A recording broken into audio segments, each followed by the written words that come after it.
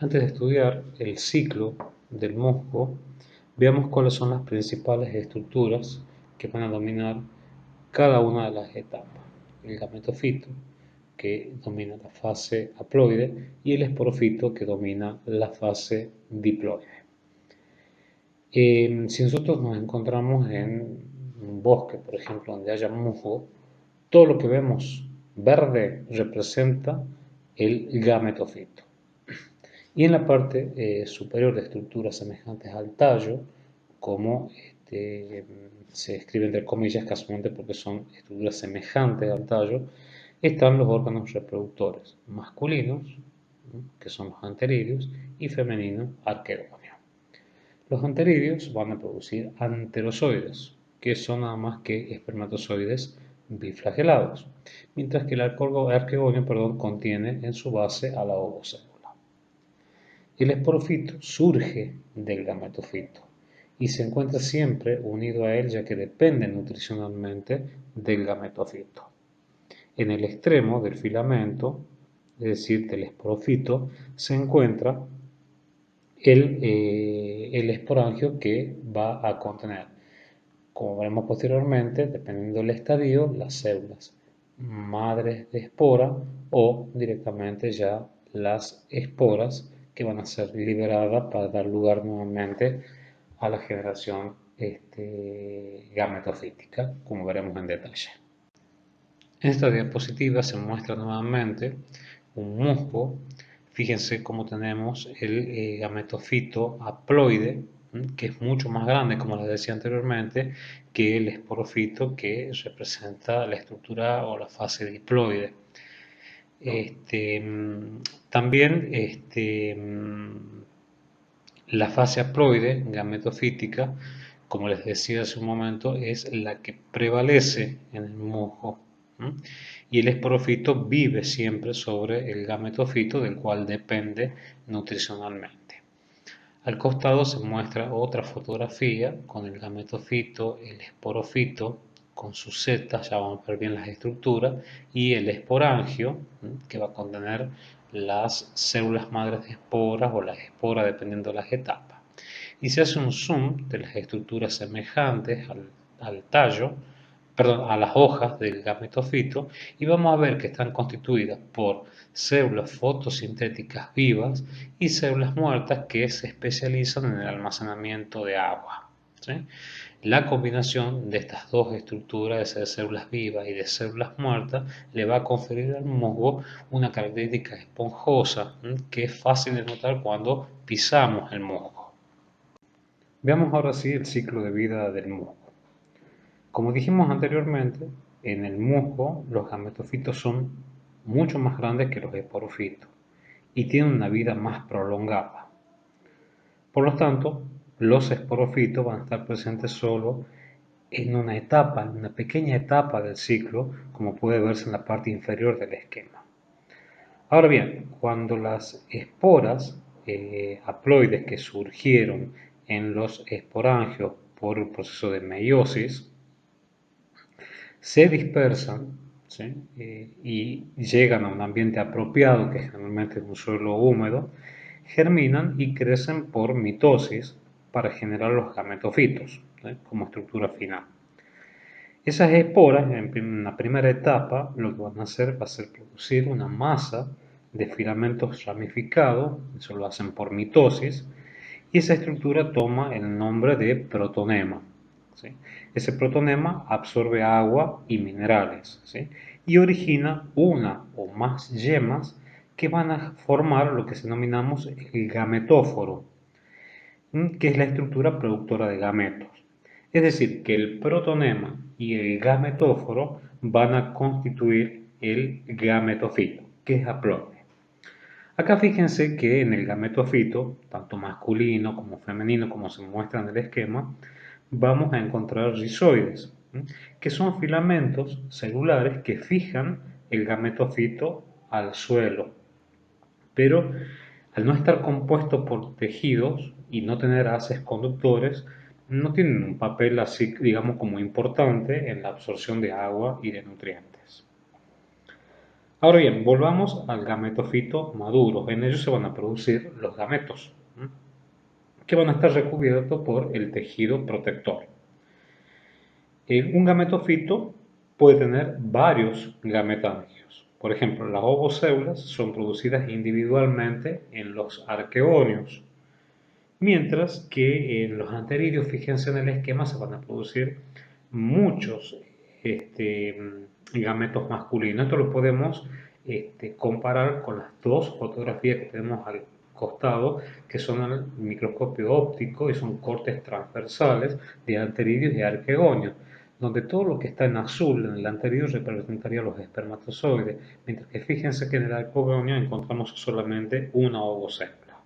¿Sí? Ahora bien, en algunas biofitas solamente ocurre que son bisexuales, ¿sí? Y en los musgos, específicamente, los anteridios y los arquegonios van a encontrarse separados.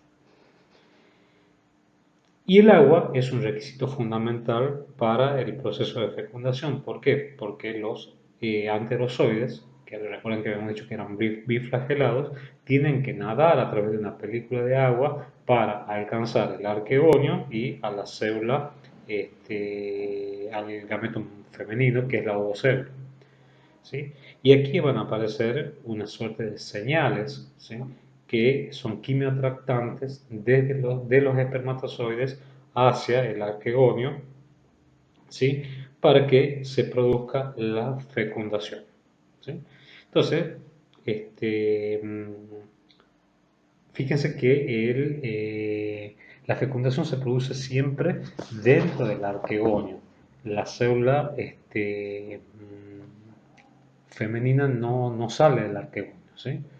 Y por lo tanto el arquegonio va a ser la estructura del gametofito que va a permanecer después de la fecundación, que es cuando sobreviene la etapa diploide, es decir, la esporofítica. Entonces tenemos que se forma el cigoto, que se divide mitóticamente, continúa creciendo, como explicábamos en las características generales, se forma un embrión joven dentro del arquegonio, ¿sí? Y posteriormente se va a formar un esporofito joven. Esos esporofitos jóvenes se caracterizan por ser fotosintéticos. Sin embargo, el esporofito siempre va a permanecer unido al gametofito, porque a partir del gametofito se va a nutrir no solamente con aguas y minerales, sino también con aminoácidos o puede ser con hidratos de carbono. Entonces veamos cómo está formado un esporofito, ¿sí? Que fíjense que es la parte, la etapa, digamos, esta de etapa diploide, es la única etapa que está dominada pura y exclusivamente por el esporofito. Ese esporofito va a tener un pie, ¿sí? Una seta y en el extremo va a tener un esporangio. El pie es el que va a conectar el esporangio con el arquegonio, para tomar los nutrientes, como hemos dicho anteriormente. La seta, que es una estructura semejante al tallo, hace de conductor de nutrientes desde el arquegonio hacia el esporangio, también denominado cápsula, en donde se van a generar en determinado momento las esporas por meiosis de células madres de esporas. En general, en el musgo se liberan aproximadamente 50 millones de esporas, ¿sí? De tal manera de asegurar, digamos, que esas esporas caigan en un ambiente apropiado, ¿sí? Sean dispersadas por el viento, caigan en un ambiente apropiado y puedan dar lugar a nuevas plantas. Ahora bien, con respecto a la cápsula o esporangio, cuando ésta está inmadura, se cubre de tejidos del gametofito y va a formar una estructura que se denomina caliptra, como puede verse en el esquema. Esa caliptra se pierde cuando la cápsula madura. En la parte superior de la caliptra vamos a encontrar unas estructuras, como se observa en el microscopio electrónico de barrido, ¿sí? Unas estructuras en forma de anillo de diente, y eso se llama peristoma. que va a permitir que se liberen gradualmente esos 50 millones de esporas y sean dispersados por el viento. Ahora bien, yo les he dicho que los esporofitos se caracterizan por ser fotosintéticos y al ser fotosintéticos presentan estomas. Eso les va a permitir que puedan realizar intercambio gaseoso, es decir, liberar oxígeno, captar dióxido de carbono y también eliminar agua. Al igual que en las plantas superiores, esos estomas van a tener el mismo mecanismo de apertura y cierre dependiendo de las condiciones ambientales de disponibilidad de agua y de temperatura. Bueno, ahora vamos a ver el ciclo de vida de los helechos, que ya pertenece al grupo de las plantas vasculares. Pero antes de esto, quisiera autocorregirme algo que dije en la diapositiva anterior. Yo les había dicho que a la derecha se mostraban cortes transversales de anteridios y arquegonios. En realidad son cortes longitudinales.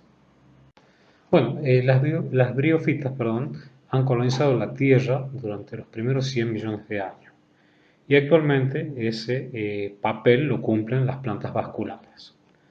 Las plantas vasculares sin semillas actuales nos dan un indicio sobre la evolución de las mismas durante una etapa geológica que es el Carbonífero, que es cuando comenzaron estas plantas a diversificarse, mientras que las plantas con semillas aún no habían evolucionado.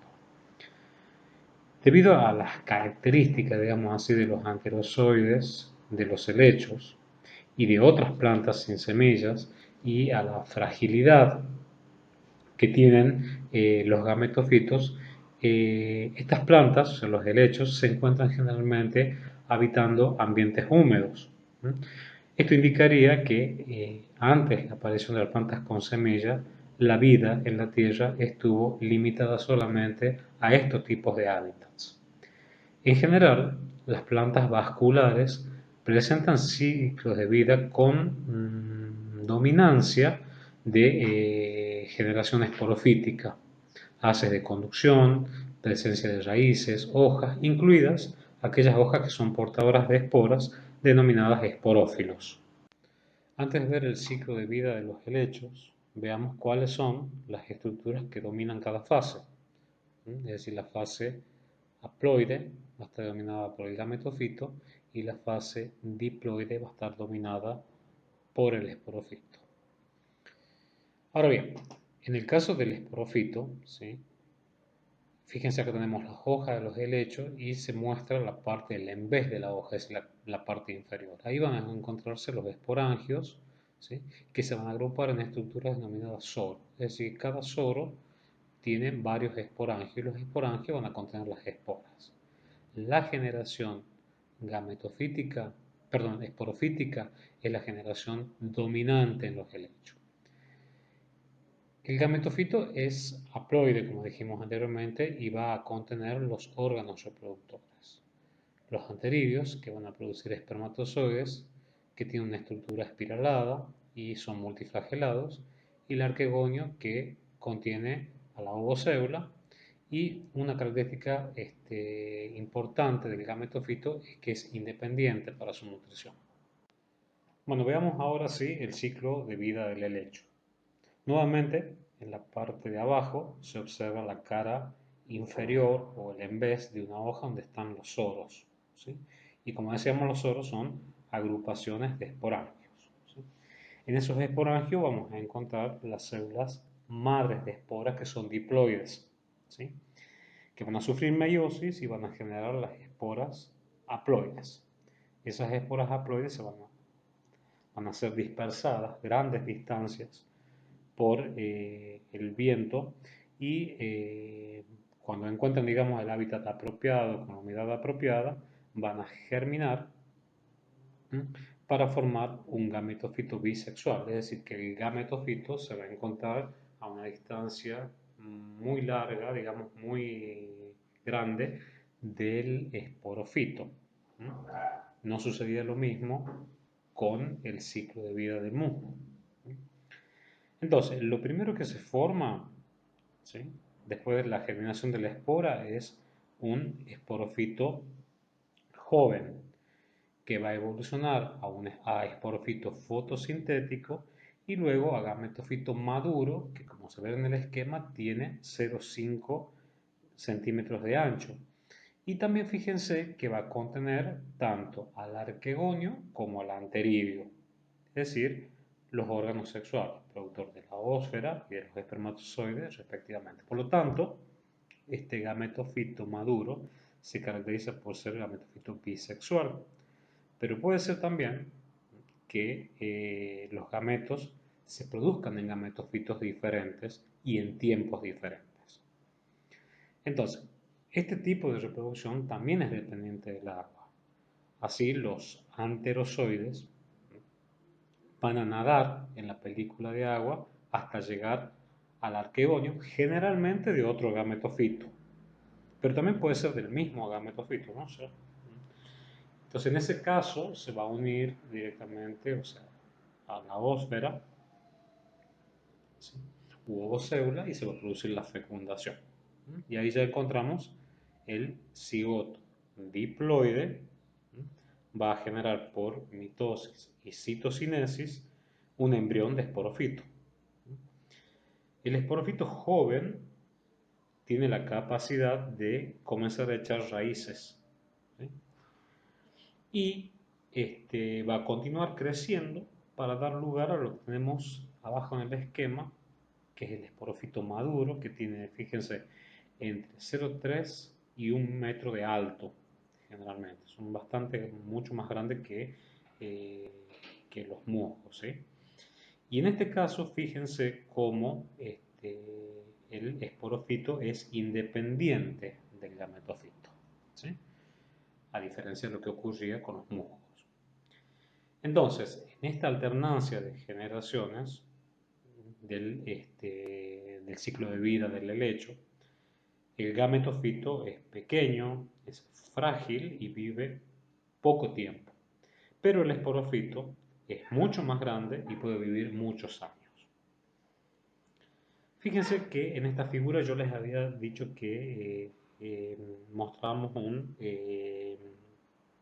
un gametofito bisexual, es decir, se trata de un helecho, en general hablamos de helechos homospóricos, pero algunos helechos también son heterospóricos, es decir, que producen megasporas en gametofitos femeninos, y esas megasporas van a estar constituidas en megaesporangio y va a producir microesporas en gametofitos masculinos que van a estar contenidos en microsporangios. Bueno, en esta diapositiva simplemente deseo destacar lo que se mostraba en la diapositiva anterior, que son fotografías al electrónico de un gametofito maduro, ¿sí? Y una espora de helecho. Recuerden siempre que también es una reproducción dependiente de agua. Entonces, en el gametofito maduro vamos a ver las células que lo constituyen, son fotografías del microscopio electrónico de barrido, y los rizoides. Mientras fíjense la estructura arrugada característica de la espora de estos helechos. Es decir, acá ya la célula madre de espora diploide germinó y constituyó esta estructura que va a ser la dispersada por el viento, reitero, a grandes distancias, de tal manera que el gametofito siempre va a estar lejos del esporofito. Bueno, ya analizamos las características, los ciclos de vida de musgos y helecho dentro de las plantas sin semillas, y dentro de las plantas con semillas, como plantas vasculares, vamos a ver solamente en esta clase las angiospermas. Entonces veamos ahora cómo están constituidas las angiospermas. Las angiospermas son plantas vasculares con semillas que producen estructuras reproductivas que son las flores y los frutos, y por eso se las denomina también plantas con flor. El nombre angiosperma se refiere a la semilla que está incluida en el fruto, que es el ovario maduro, ¿sí? Actualmente son las plantas más abundantes en el planeta y representan aproximadamente el 90% de todas las especies de plantas. Asimismo, como habíamos mencionado anteriormente, y a diferencia de los musgos y los helechos, la reproducción es independiente del agua, presentan también alternancia de generaciones como los helechos y los musgos.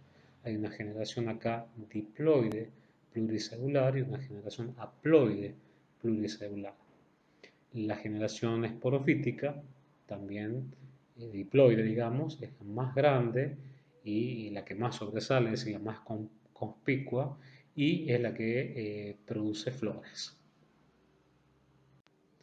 En las angiospermas vamos a distinguir el esporofito, que es todo lo visible en la planta, el tronco, el tallo, las hojas e incluso las flores. Las flores son de naturaleza esporofítica también. Y los gametofitos. Y esos gametofitos van a estar incluidos en la flor, por lo cual decimos que la flor es el órgano reproductor de las angiospermas. Ahora bien, todas las estructuras que forman la flor no son nada más que hojas modificadas. ¿Cómo está compuesta? Está compuesta por estambre, que son las estructuras que van a contener los microesporangios y específicamente en el estambre se van a encontrar en las anteras, ¿sí? Y en esos microesporangios se van a encontrar los granos de polen. Ahora, las estructuras que van a formar los megaesporangios son los carpelos. Y una estructura que esté formada por un carpelo, por más de un carpelo fusionado, es lo que se denomina pistilo. Y dentro de él se va a encontrar el ovario. La parte alargada del pistilo es lo que denominamos estilo y la parte terminal del estilo es lo que denominamos estigma, ¿sí? Y en el estigma, ¿sí? Al estigma, perdón, van a llegar los granos de polen para que se produzca la fecundación. Ahora, en la flor también vamos a encontrar estructuras especializadas que son estériles, es decir, que no poseen esporas. Y es el caso de los pétalos, que el conjunto de pétalos toma el nombre de corola, y son las estructuras más internas de la flor, y las más externas son los sépalos, y el conjunto de sépalos es lo que denominamos cáliz. Ahora bien, perdón, las flores también tienen la capacidad, como dijimos anteriormente, de tener microesporangios y megaesporangios. O sea, contienen los dos, los microesporangios y los megaesporangios, se llaman flores completas o flores perfectas, ¿sí? Sin embargo, hay muchas angiospermas que producen dos tipos de flores. Unas que llevan únicamente el megaesporangio y otras solamente el microesporangio. Por lo tanto, los estambres o los carpelos pueden o no funcionar o estar ausentes. Entonces, en esas flores, ¿sí? O esas flores las vamos a llamar flores incompletas o imperfectas. El maíz, por ejemplo, es una flor que produce microesporangios y megaesporangios. Y en ese caso recibe el nombre de flor monoica, ¿sí? Y las palmeras, por ejemplo, producen flores con estambre o flores con pistilos, pero nunca producen las dos. Y por eso se denominan flores dioicas. Es decir, que en las flores incompletas o imperfectas, que produzcan estambre, el carpelo puede estar presente pero no funcional. Y en las que produzcan carpelos, el estambre puede estar presente y ser también afuncional. En esta diapositiva, en la parte izquierda, se observa cómo está constituido el estambre. El estambre está constituido por la antera y el filamento. Y en la parte superior de la diapositiva se observa un corte transversal, ¿sí?, de la antera. Entonces, ¿qué distinguimos en ese corte transversal de la antera? Estructuras denominadas sacos polínicos o también llamados microesporangios que van a contener lo que se denomina células madres de microesporas. Esa célula madre de microespora, que es una célula diploide, ¿sí?, va a sufrir meiosis para generar 4 microesporas haploides. Cada microespora haploide va a sufrir mitosis y va a formar el grano de polen inmaduro, que también es haploide. Y en ese grano de polen inmaduro vamos a encontrar una célula generadora, o también llamada célula generativa, y una célula del tubo, o también llamado núcleo de la célula de tubo, que posteriormente va a dar origen al tubo polínico. La célula generadora o generativa va a sufrir mitosis y va a dar lugar a dos espermatozoides, transformándose de esa manera en un grano de polen maduro. Entonces, en el grano de polen maduro vamos a encontrar en algunas especies el núcleo de la célula tubo, ¿sí? Y vamos a encontrar los espermatozoides. Es decir, que el grano de polen maduro tiene dos células espermáticas haploides y una célula vegetativa haploide. Muchos autores establecen que el grano de polen contiene a los gametofitos masculinos, y otros autores dicen que directamente el grano de polen es el gametofito masculino. Fíjense también cómo varía la estructura, ¿sí?, de la pared que rodea al grano de polen, tanto maduro como inmaduro, con respecto a la estructura de la pared que rodea a la microespora, a la célula madre microespora, perdón. Fíjense que ya en el grano de polen maduro aparece una estructura como espiculada, y el polímero que compone esa estructura, se denomina esporopolenina y protege, ¿sí?, a las estructuras internas, es decir, al núcleo de la célula tubo y a los espermatozoides, de la deshidratación. Acá observamos un corte transversal de la antera. Fíjense cómo en la parte central se observa una porción del filamento, es decir, tenemos las dos estructuras del estambre, y en la antera vemos los sacos polínicos que van a contener las células madre de microesporas, que van a sufrir meiosis para generar, y mitosis para generar el grano de polen inmaduro, y posteriormente el grano de polen maduro, como habíamos visto anteriormente. Tenemos fotografías al microscopio electrónico de barrido de una antera. Fíjense cómo se observa la antera y el filamento, y de un grano de polen que tiene una estructura como si fuese un grano de café, y la P indicaría la presencia de un poro. Ahora bien, que es por donde saldrían, digamos, los núcleos, las células tubo y los espermatozoides. En la parte de abajo se observa también una fotografía al microscopio electrónico de barrido, con un grano de polen con estructuras con espículas. Se observa un poro muy grande también, y hacia la derecha de esa diapositiva vemos granos de polen con diferentes estructuras y diferentes tamaños, que va a ser característico de cada especie.